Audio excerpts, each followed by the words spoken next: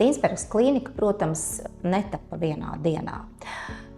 Šis plāns mani brieda jau ilgstoši, es teiktu vairāku gadu garumā, bet varbūt pat 10 gadu garumā, es teiktu, jo būtībā privāta prakse man ir jau ilgstoši no 2006. gada, bet es īrēju telpas dažādās medicīnas iestādēs.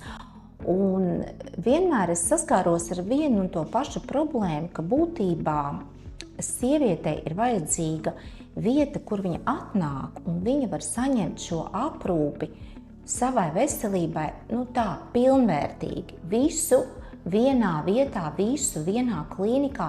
Un svarīgi ir tas, ka šie klīnikas speciālisti, viņi savā starpā ļoti cieši sadarbojas. Un tāpēc tapa šī klīnika, kur sieviete var atnākt, justies gaidīta, uzklausīta, saprasta, un kur mēs viņai varam piedāvāt visus šos pakāpumus, visus šos izmeklējumus, un nepieciešams arī ārstēšanu vienā klīnikā.